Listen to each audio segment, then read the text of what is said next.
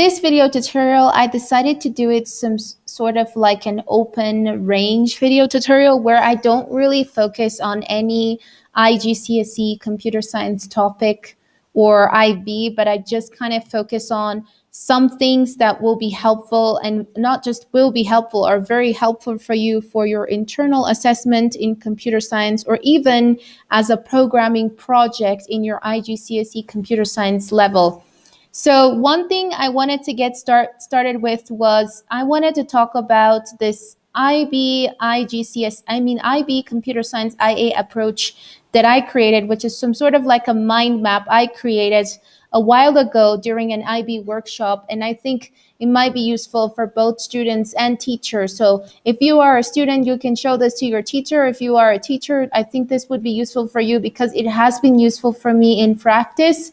And this mind map basically helps me get my students ready from the first year of the IB level, like even from the IGCSE second, like I would say second year, which is what we call here Form 5, getting into the IB computer science course to get used to what exactly they're expected to know and do when you transform a real life problem into create a real life working solution for a real life problem. Sorry, I wanted to say that and the other way around.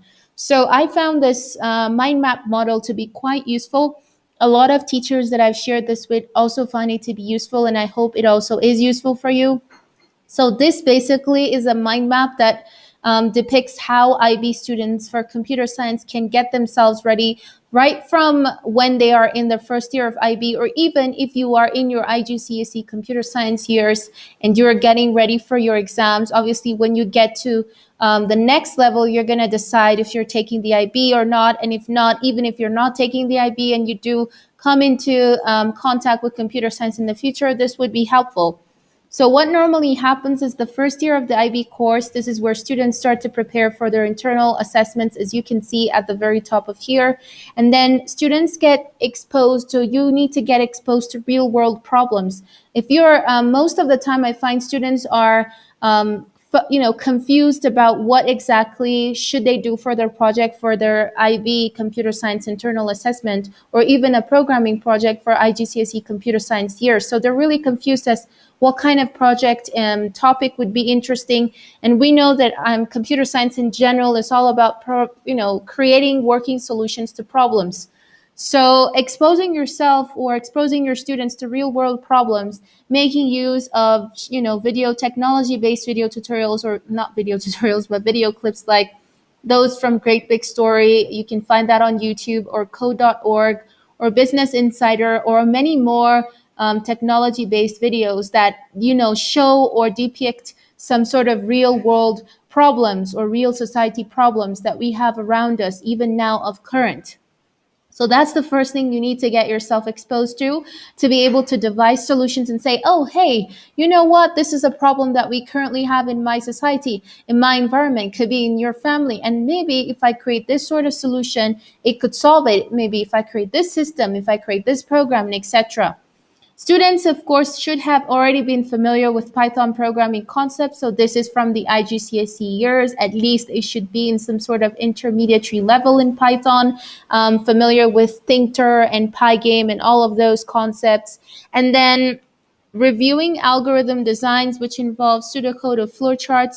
If you guys don't have any idea of what I'm saying at the IGCSE computer science level, you will see it later on as we go through our units. It's towards units 9, unit 10.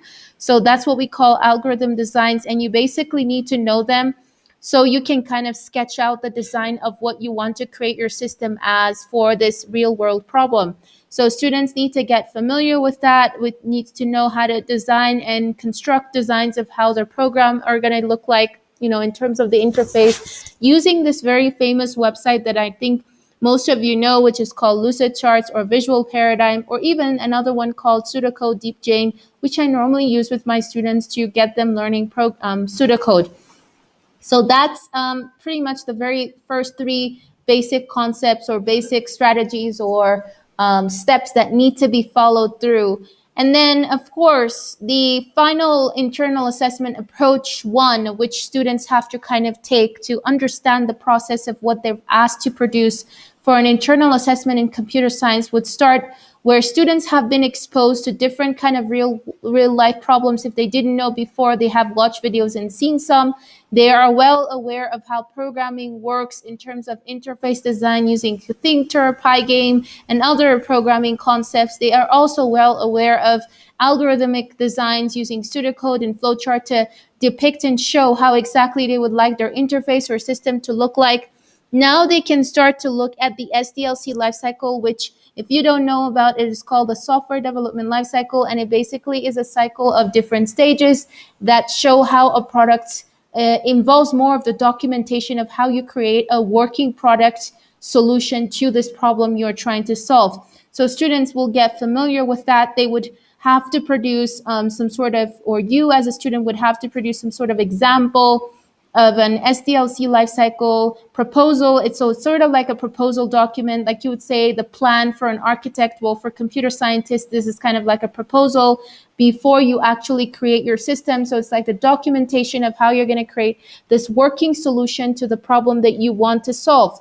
And of course, like I said, extensive Python programming features. After you've now known the steps of the SDLC in terms of documentation, you now come into extensive Python programming features, which then includes stuff like thinker.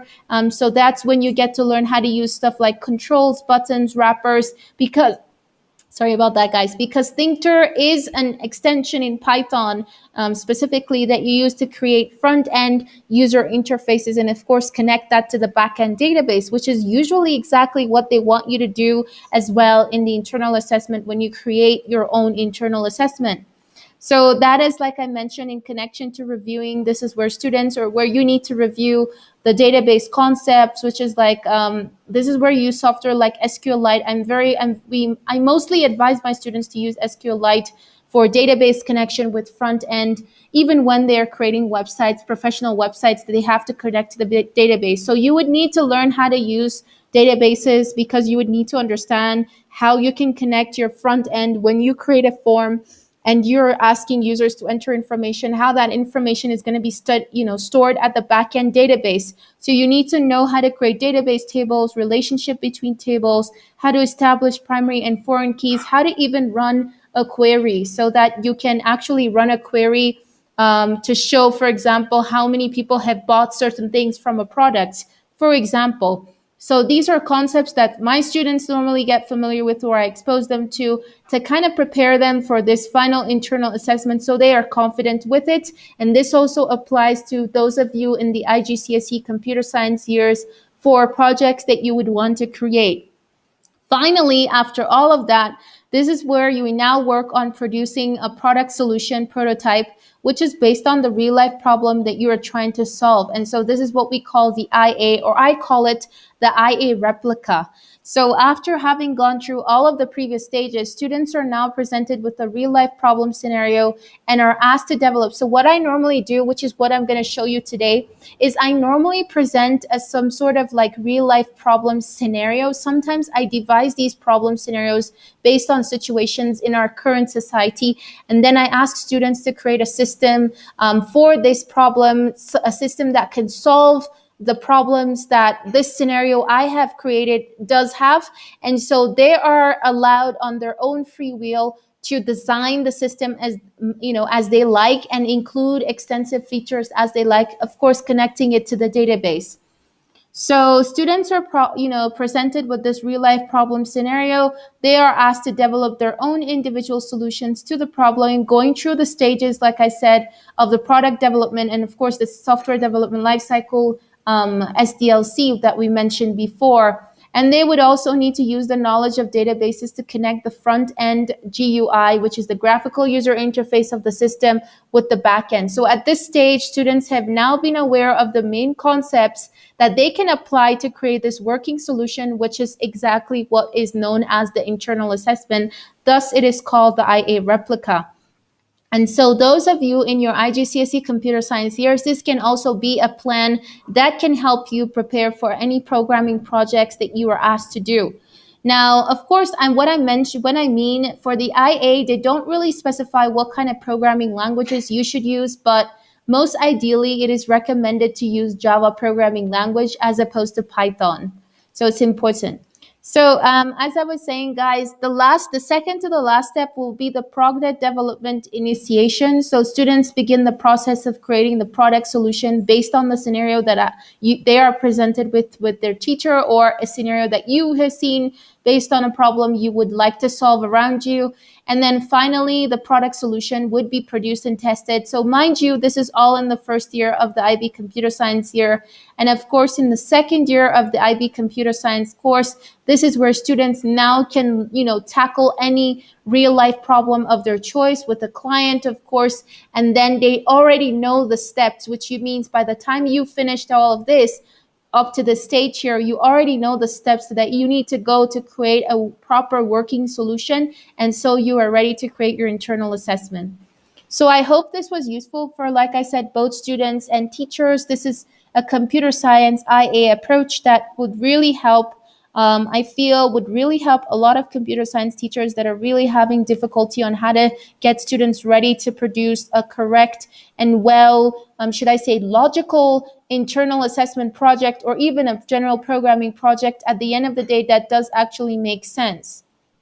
Now, guys, I'm going to move into what my main video, the idea of this video tutorial is. And so this video tutorial, this is an example of what I was just talking about now, where I said I would normally create some sort of scenario that I present to my students. And this scenario is a real life problem where they would need to create a working solution for.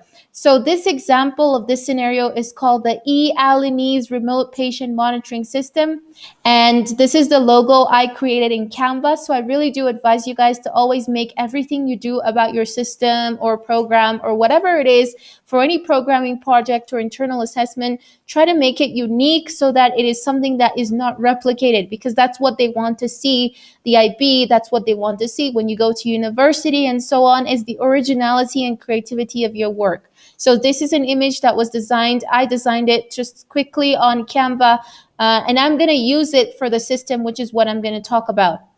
So I normally create the sheets just like this. If you would like this worksheet, please let me know in comments and I'll share it with you. So this is an example of a real life problem scenario where I present to my students and ask them based on what they've learned in programming, etc. They would need to create a system, and of course I guide them on exactly what they would do in the system from the beginning. And then later on, like I said, once they are confident, they actually know the steps they need to take to create a system.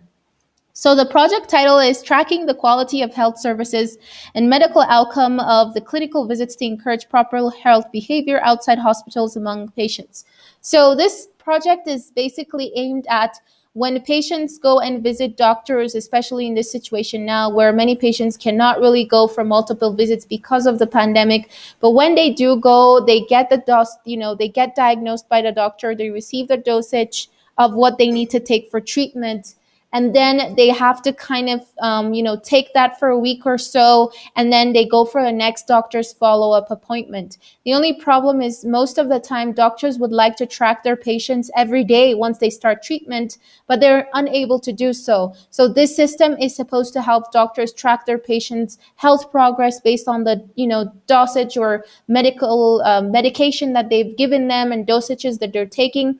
And also, it is going to be a platform for patients to also register their health progress since the day they had left the hospital from their first appointment or whatever appointment it is, and they are now starting to take a medication based on the dosage. So they should register how they feel, if they would like a change of the medical dosage, and etc. So that's pretty much the overview of the objective of this whole system. So the proposed product solution would be to create an e-remote patient monitoring program for both the healthcare provider and a patient.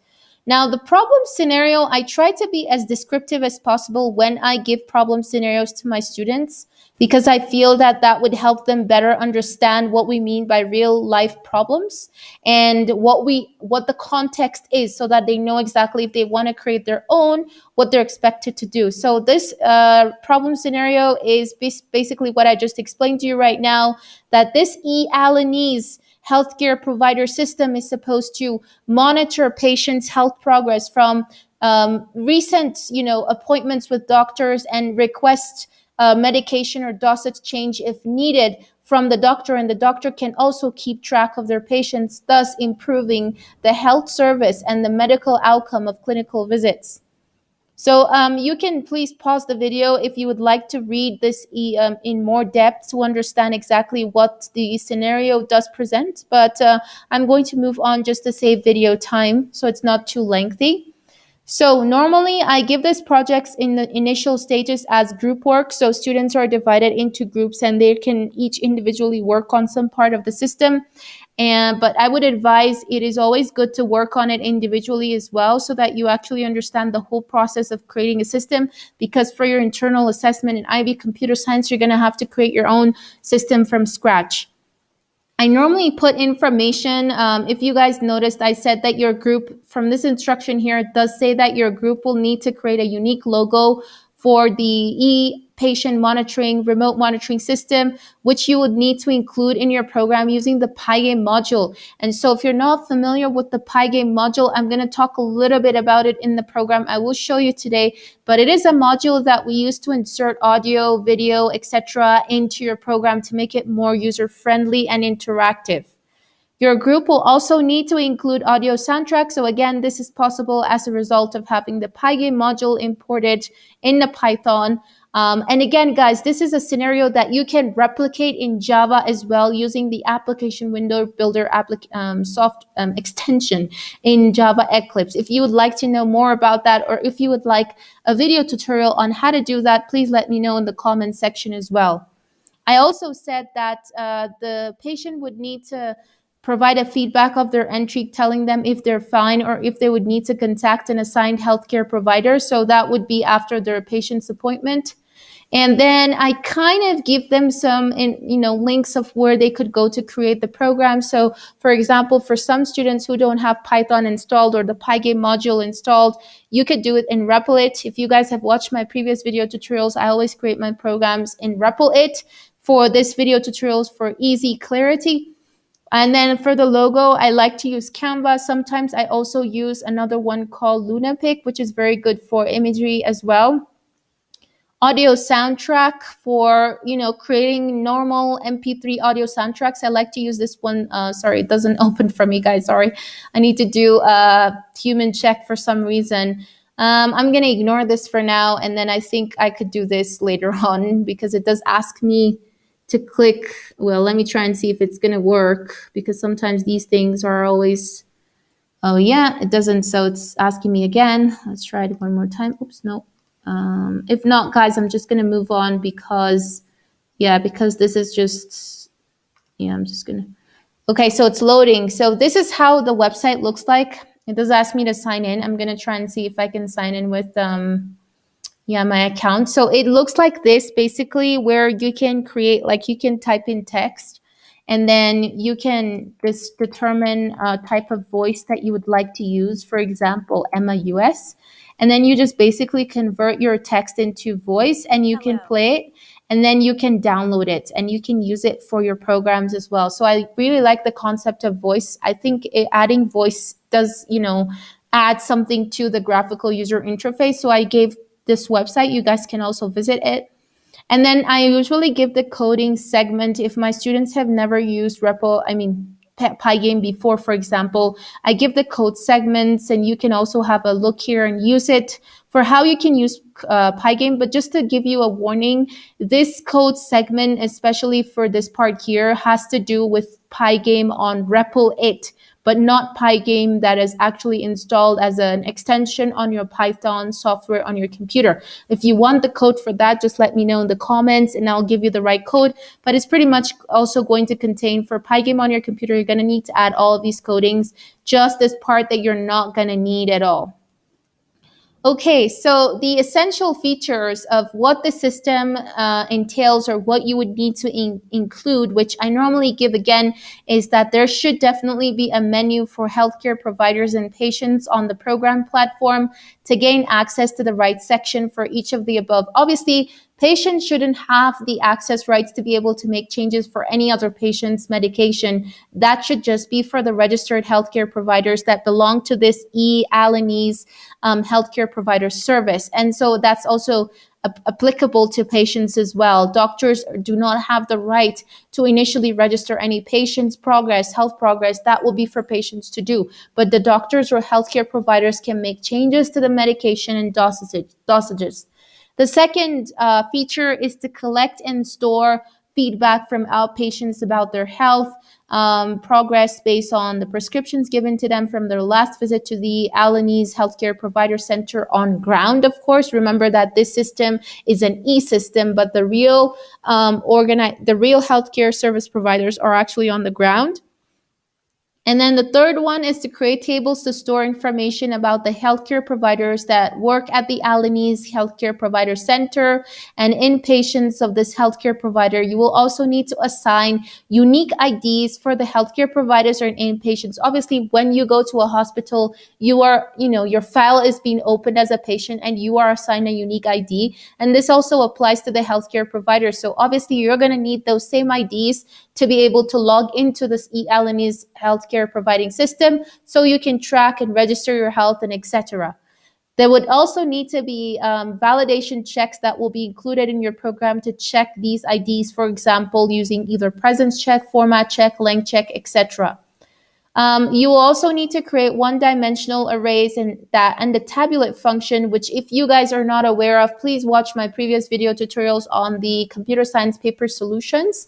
I did talk about the use of tabulate function, which basically used to create some sort of table.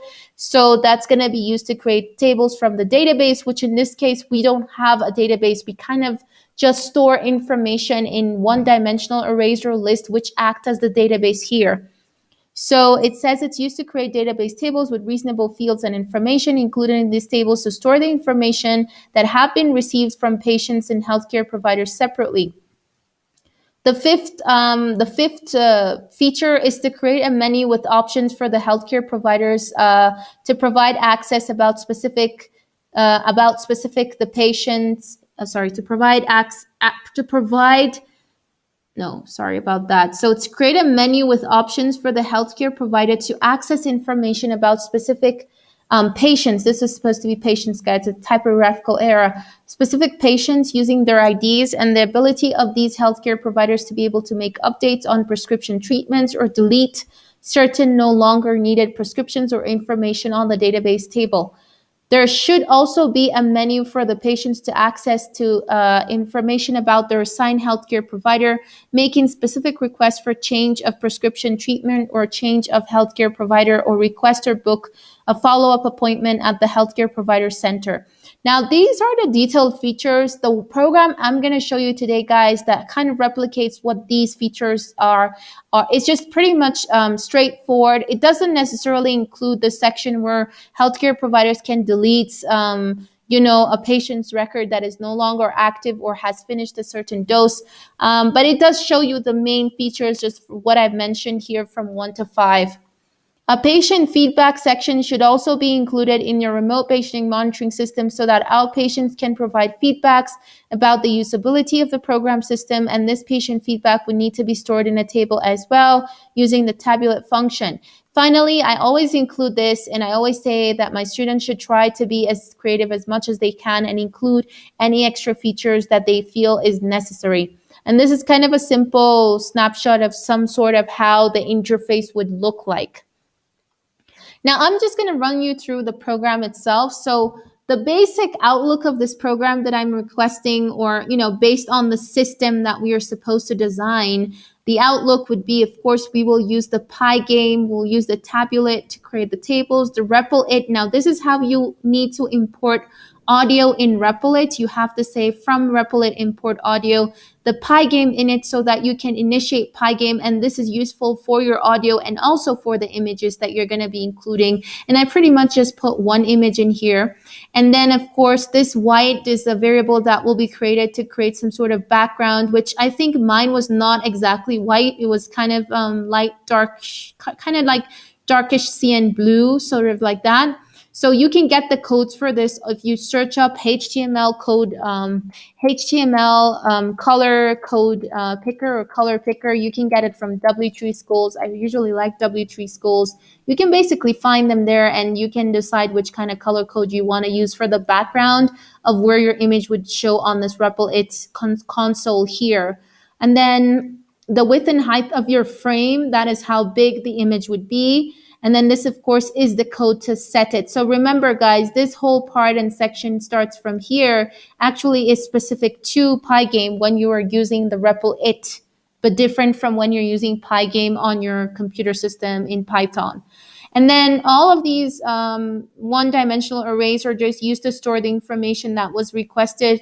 And then doctor details, for example, I created that. I don't even think I necessarily had included. Well, doctor's detail would be necessary to include, guys, because then you can include the information about doctors. You can do it here where you show the information about the doctors, but I don't think I necessarily used this, and I forgot to delete it because I already had created a table with using the tabular to show doctor's details. So I didn't necessarily use this, but this is another way you can display it. The only reason I prefer the tabular is because it displays it in a tabular form. So it's more organized. So here is just the welcome message. And then here is where we use the Pygame to load the image test.jpg. And this is the image I created on Canva, just kind of like loading the image for the system. Obviously, when you do, you do this on your computer as well, you would need to have an image which will need to be saved, guys, by the way, in the same file where your program's been created, as well as the sound. So this part is just to load the image. This part is to fill the background color white. This one is to show the image and, of course, display it. This one is to play the audio soundtrack. So I put an MP3 audio soundtrack to kind of keep the patients and doctors or healthcare providers entertained while they enter information. Now, functions are very important in this kind of situation because you might want to repeat certain things to the patients, like give them back options so that they can choose and go back from. And so this is really important because it does say many a times that we need to create a menu. And to do that, we definitely need functions. Remember, this is not a Thinker version. This is just a normal programming version, but you can replicate this as well in Thinker, where you actually have the buttons and images and all of that. So this function does ask the first question to see if the person is a patient or healthcare provider. If the person is a healthcare provider, it welcomes them. It asks them for their ID and it validates to make sure it's 6 or it's a length of 6. It then grants access if it is, and then it gives them the options of what they could do on the system, which is to view patients' medication details for patients that have registered their healthcare progress, or if they required any if they required any updating. The second is to update patient records, and the third is to view patients' medication requests. So again, just pretty much simple, based on whatever choice the doctor chooses is where the program handles it. If the doctor chose option 1, he just wanted to view patient's details, then it will view the patient's table by converting it to string, which again is not necessarily needed unless you want to. The second option is if the doctor wanted to update patient records, then he has or she has a choice to change the dosage of the patients by entering the previous dosage, which is the first dosage, with the new one. And if they would like to leave a note or to, notify the patient immediately with an alert. And so this also applies. So the function ends here, which is where the function is defined here. So it is, being run here. So this is where the function would run to start. And so if the option was patients, if the person said he or she was a patient, it will do the same again, ask them to enter their patient ID, validate it, and then grant them access and give them the choices to register their healthcare progress or to view the Aliniz healthcare provider information so they know who are the doctors that are available, and to view any medication change that the doctor has made to their medication if they required a change. And so that is pretty much what I've done here. If choice is equal to 1, that's pretty much what it's going to do, where the patient needs to enter a full name and register their current medication and healthcare progress. And if they would like to request a medication change so the doctor can see and make changes. And then the 2 is where we see the patient choice. Again, I mean, where the patient says they would like to view the Aliniz healthcare provider information table. So that basically means information about the healthcare providers who are available, etc. So this is going to view that. And then 3 is if they would like to, I think, view updates of their medication change. If anything has been changed for their medication, they can view it by clicking on 3. So it basically would show them the patients. So this part is where it would show what the doctor has updated. It will ask them for their ID so it can do a search from the one-dimensional arrays that we created where we store the patient information once the doctor updates treatment. And so it will do a search based on their patient ID, which is based on the index position of the particular patient in the one-dimensional array where the doctor had stored the updated medication. And so it will return that and store it in a separate variable, which is what you guys can see, patient medication +4 +3, because it's going to start with +1, the name, and then of course goes to the other details of the patient, 3, and then 4, and then 5. And then finally here it prints the information. So it tabulates the patient ID, the medication name, the medication dosage, the doctor's name. I skipped one of the indexes because I didn't show it. I think it was the patient's name, if I'm not mistaken. I didn't show, so that's why I don't have +2 if you're wondering. And then this part is the part where we create a tabulate, which basically would be the patient ID new variable would be the ID of the patient stored under this field name, and so on. The medication name will be stored under this medication name, so it will be displayed as a tabular format for the patient to see the medication change. And then pretty much that, and it thanks the patient. It runs the function, and then if the patient didn't, enter the wrong ID, it runs it again. And then finally, if the patient wanted to exit, it exits, and that's it. And the main function is being run. So this is an overview of a simple way of how the program should function, guys. And now I'm going to try and show you how it runs, but it depends really on how you create it. Everybody has a different method, but most importantly, it should be based on what exactly the problem scenario was and what are the solutions and features that need to be included. And if you deem or see any feature that you should include extra. So I'm going to run this. So it starts with the music, as you guys can hear. This is the background music that the patients and the healthcare providers will listen to. I'm just going to mute it now because then we'll just continue from there. But that's the music that you can include. And then you guys can see the image that shows for this healthcare system. It's not showing fully because if you guys already know with REPL 8, you kind of have to drag windows for it to show really well, or you have to resize the image again. So I'm just going to start off. It says, are you a patient or healthcare provider? I'm just going to say patient since I want to register first my healthcare progress. It says we would like to take the opportunity to welcome you. It asks me for an ID. So I have to put 5 so it doesn't give me an error. So I have 2 so far. I have 4. So this is the 5th one. So now it should grant me access. Now it gives me the menu options and says, what would I like to do? Register my healthcare progress, view the Aliniz healthcare providers information table, or view medication change. So let's say I want to view the doctor's table. So I see who is available. So I can see the doctors here, as you guys can see. So this is why we do the tabulate form, because with the tabulate, it basically just shows you, in a very ordered form, this title. So these are the doctors, and all of the other fields, their speciality, their appointments, times, and their IDs. So we can use that. So I'm going to continue. Again, it loads me the same menu again to continue. So I'll say patient. And then it's going to ask me again for my ID. So I'm going to say that. Now it's going to ask me to select choice. So now that I know the doctor's there, I can just register my healthcare progress. I'm going to put my first name and last name, and then my age, then the gender. Then which doctor did I see before? I would say maybe I've seen Dr. Raul Sanchez. So I'll just write Dr. Raul Sanchez. And then my health issue, I would say that it's asthma. Medication, I would say hydrocortisone. Then the dosage, I would say that a doctor put me on twice a week, maybe because this person had a severe asthma attack and I want to change it. And now it says I should rate my health progress. I would say it's not so good So 4. And it says, do I need to request a medication or dosage change? Yes or no? I'm going to say yes.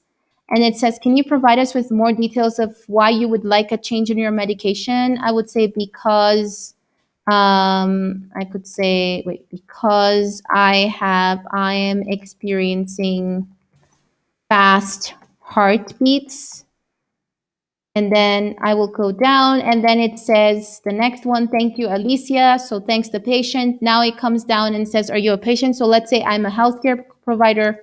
We are imagining that this is already stored in the database. Remember, this is only a front end.